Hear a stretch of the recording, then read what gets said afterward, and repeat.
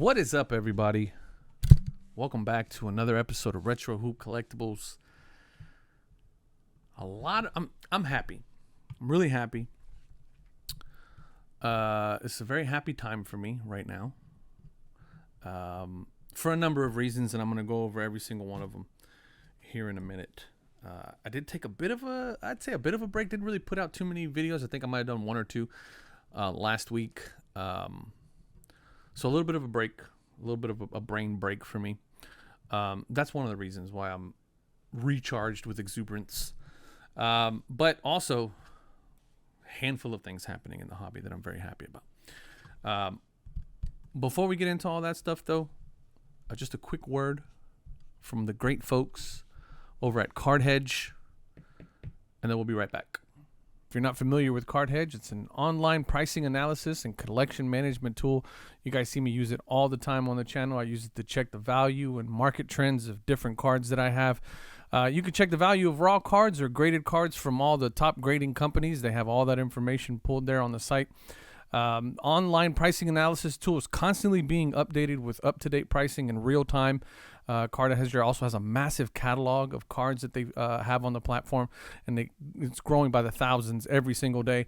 My favorite thing of all is the comparator that they have, which allows you to compare different prices of the same exact card, but in different grading from different grading companies. So that's really handy whenever you're trying to decide where to send your cards off to get graded.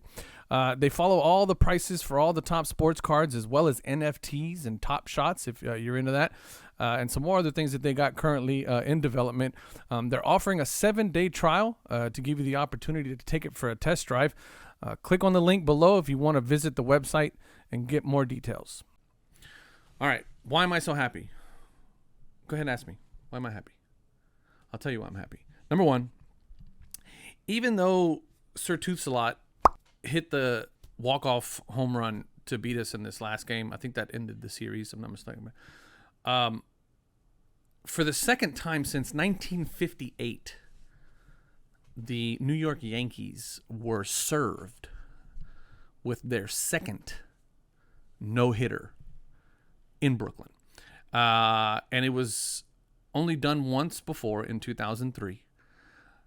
That's not what makes me happy. What makes me happy is that my boys, 2017 World Series champions, were the ones to serve them up not once, but twice. And that made me really happy. Combined no-hitter, by the way. So that was great. That was amazing to watch that. This past weekend was Hobby Palooza, put on by the great folks over at Bench Clear Media. Shout out to Mike and Ty. I want to again thank them from the bottom of my heart for allowing me to be part of that event. I was honored, and I had an amazing time doing it. If you want to listen to me talk about 90s basketball inserts for the better part of 45 to 50 minutes, I'll link in the description the video to my 1 hour time slot that I had this past Saturday with the good folks at Bench Clear Media during Hobby Palooza 2022. If you're not familiar with what that is, it's basically they gather a bunch of content creators in the hobby, and then it's basically just 48 hours of nonstop hobby content, pretty much spread out across the board, from everything from comedy to, just a bunch of guys talking cards. And they brought in a few of us folks. They gave a little guy like me a shot to come in and talk about my little segment. And so, once again, very appreciative. If you want to check it out, which I highly recommend that you do, I'll link it down in the description below. So once again, thank you to Mike and Ty. The other thing that I'm very happy about is this. The Panini Flawless LeBron James triple logo man was sold on Saturday at a very anemic, in comparison to what they thought it was going to do, an anemic $2 million. Now, I'm going to say $2 million because they keep talking about this 2.4, and yes, even though the 2.4 is ultimately what that person's going to pay, because, I mean, let's face it, there's fees and everybody's got to make money, and Ken Golden is a capitalist if I've ever saw one. So they're going to make their money. Golden's going to make their cut. And so with buyer's premium, it was $2.4 million. However, the hammer price was $2 million. And it did nowhere near the record-breaking $6.2 million that was going to be necessary to top the most recent expensive card in the world that they set out to do. Because I mean, they went an all-out blitz, marketing blitz, to just hype this thing to all hell, and it didn't work. And what makes me happy about that, it's not so much that I'm hating that the guy, because I want people to get their money. I'm a capitalist at heart myself. I'm a capitalist at heart. And so I want people to make money. I want people who work hard to make money. And what makes me happy is not that the guys who were selling this card didn't get their money. What makes me happy is that this $2.4 million, despite an all-out marketing blitz, not only by whatnot, not only by Golden, not only by Panini themselves, not only by pretty much every influencer that has a decent following.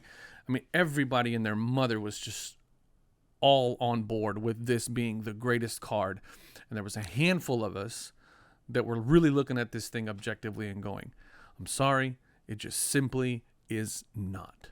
It's not.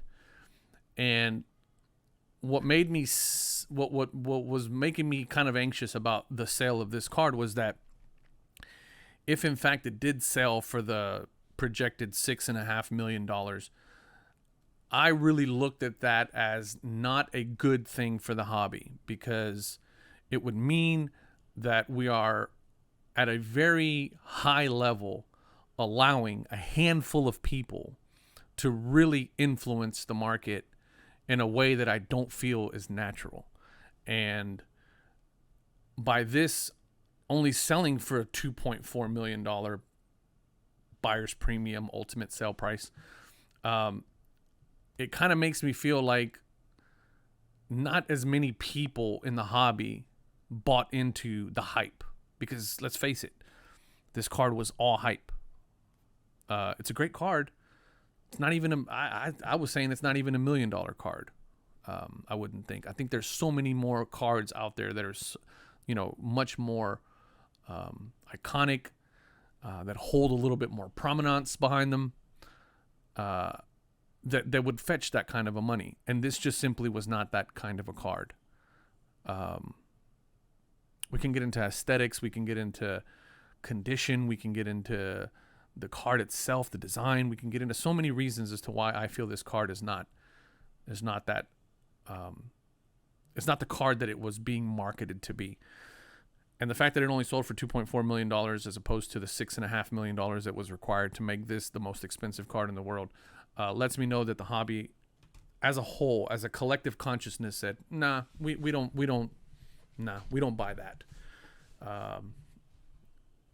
Not to go against LeBron James. For as much as I don't like the guy, I still think he's one of the greatest players to ever play basketball. He is definitely, it's kind of arguable whether or not he's the greatest still playing it, because Steph has just as many rings as he does, and way less tries, and he did it with the exact same team every time.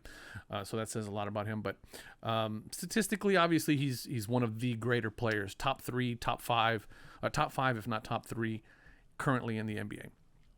And he will go on to be a Hall of Famer. He will go on to be a legend in the game. And so he does deserve the amount of accolades and recognitions that he's going to get. And this does make that a special card. It's just not a $6 million card.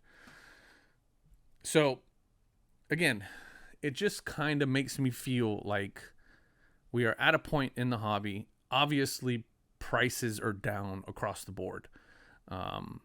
Cards just aren't fetching what they were fetching 18 months ago, 12 months ago, 6 months ago. And I feel like the days of hype in the hobby are gone. And I really feel like going forward, in order for there to be hype behind a player, behind a card, there's going to have to be some substance. You're going to have to really bring something to the table for the hobby as a collective consciousness to go, yeah, that's special. That's a special card. There's something special about that card. There's a story behind that card. There's, there's something that drives everybody behind that card. And that makes me happy, because that means that we're getting back to collecting. We're getting back to collecting the things that move us, the things that we care about. And that makes me happy. And hopefully, the rest of the hobby will follow suit. But obviously the big dogs who have the money to buy these kinds of things are no longer seeing these things as, assets, I would suppose. Because if that was the case, then I feel like it would have sold for a lot more. And I think people are really starting to look at this for what it really is, which is a special card, but not a very expensive one. So let me know what you guys think down in the comments. Once again, I know this is going to be a very polarizing take, or my opinion. And I know I might make some of y'all mad, but y'all know that it is what it is. At the end of the day, I still love you. Hope you continue to watch the content. I appreciate you guys watching the content. Leave me a message or a comment down below. Let me know what you think about my take on this. Did you think it was going to sell for 2.4? Did you think it was going to go higher? Did you think it was going to go lower? Or do you just not care? Either way it goes, let me know. As always, I love y'all. Peace.